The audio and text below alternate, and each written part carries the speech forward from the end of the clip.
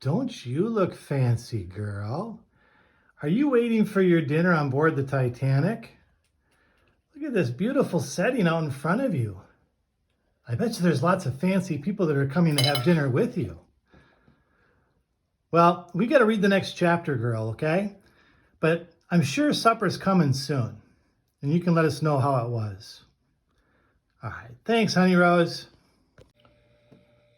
Welcome back from your long weekend. It probably seems like forever since we looked at this note page that we had started on our new genre, historical fiction.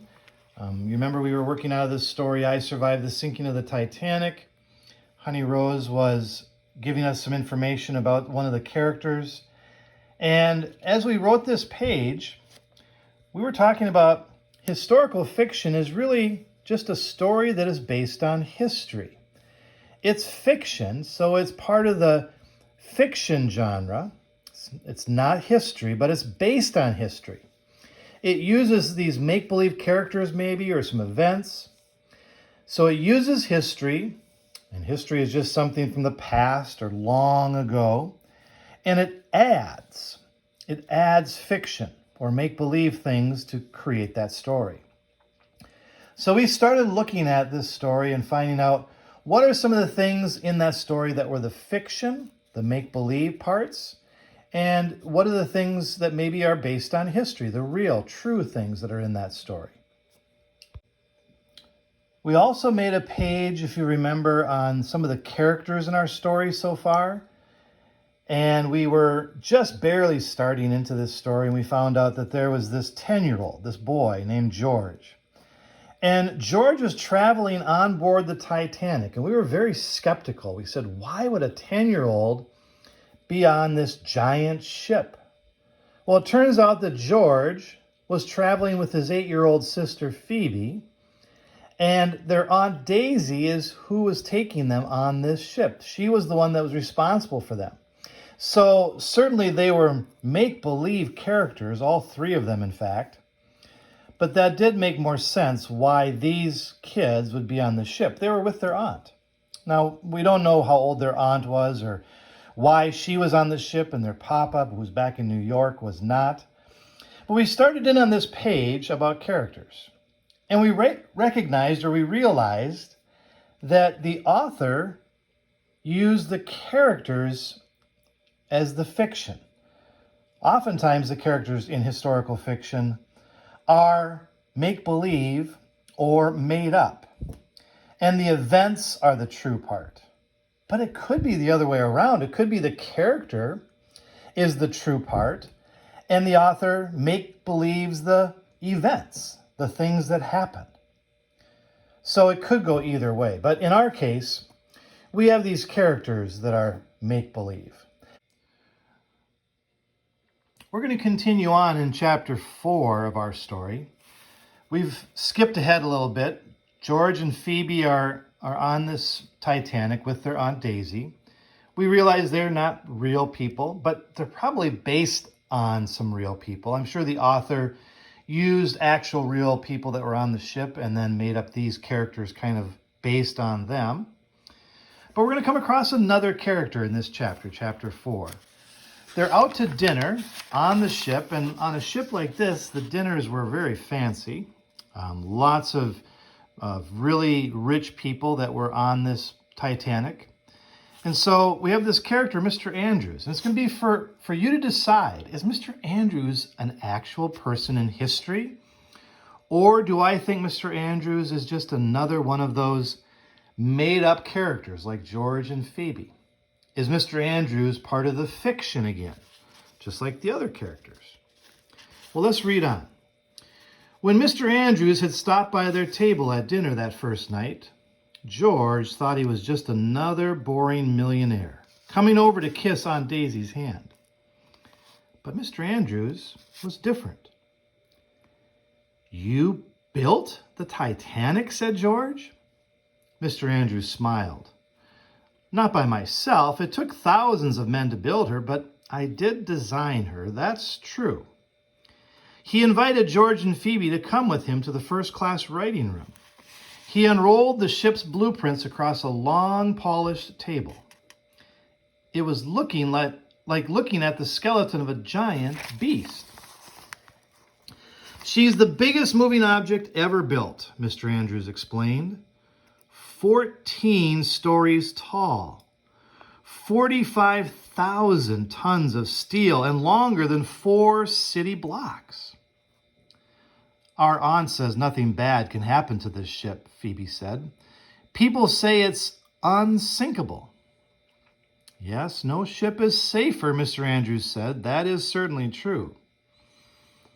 What if the Titanic was hit by a meteor, said Phoebe, whose latest obsession was outer space. She was determined to see a shooting star before they docked in New York. Well, Mr. Andrews didn't laugh or roll his eyes like Mr. Landers did when Phoebe asked her questions. I hadn't planned on any meteors hitting the ship, Mr. Andrews said thoughtfully, but I'd like to think that she'd take almost anything and still float. Phoebe seemed satisfied. Are there any secret passages? Said George.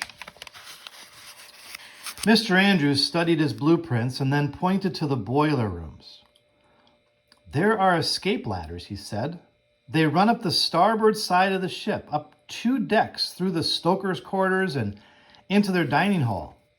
I hear the crew likes using them instead of the stairs. George could have stayed there all night. He asked a million questions, and Mr. Andrews answered every single one. I was like you when I was a boy, Mr. Andrews said, just before Aunt Daisy came to haul George off to bed. One day, I predict you'll build a ship of your own. George knew that would never happen. He could barely get through a day at school.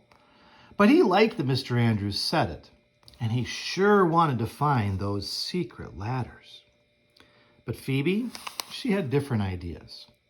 First, she dragged George to the first-class library so she could check out a book on Halley's Comet. Then she took him on a walk on the boat's deck. He felt like a dog. Strange, Phoebe said, looking at the lifeboats that hung just off the deck. There are only 16 boats. That's not nearly enough for everyone. The ship is unsinkable, George said. So do we really need lifeboats at all? Phoebe stared at the boats and shrugged. I guess you're right, she said. And then she announced that it was time to see how many ladies were wearing hats with blue feathers. George groaned. This would be the most boring day of his life. But at least nobody was yelling at him. All right, you can see that Honey Rose added another character to this page. Mr. Andrews, the one that we are reading about here in chapter 4. We know that George and Phoebe and Aunt Daisy are make-believe characters based on fiction. They're probably based on a real person, and then the author took that real person and made up these characters. But today, as we focus on Mr. Andrews, it's said in the story that Mr. Andrews designed the Titanic. The question is that really part of the history? Is this character here, Mr. Andrews, really part of the history of the Titanic? Did he really design the ship or not? Maybe just like George right here, Mr. Andrews is part of the fiction, the make-believe part of the story. As we think about it too, we have a picture now of George. So we could kind of, if you wanted to, add some sketches onto here of what George might have looked like, even though he's not a real actual person. We also have a picture in here of that escape ladder. I think that's interesting that they threw that in this part of the story about these escape ladders that go from the bottom of the ship all the way to the top of the ship. I bet you that's going to be an important fact later on. You can see George here staring at these blueprints as he's very excited to find out how this ship was built and how it was made. So as you work on your assignment today and you try to figure out what parts are history and what parts are make-believe, remember that once again, it's just predictions. It's not expected for you to know, of course. You're just predicting. I think this is really real. I think this is part of history. Or, no, I think that's make-believe. I think that's something the author just threw in there as part of the fiction. So as you're working on today's assignment, I have to go back upstairs and find out if Honey Rose has gotten her first-class meal or not yet. I hate to see her still sitting there waiting as the candles are burning for her fancy dinner.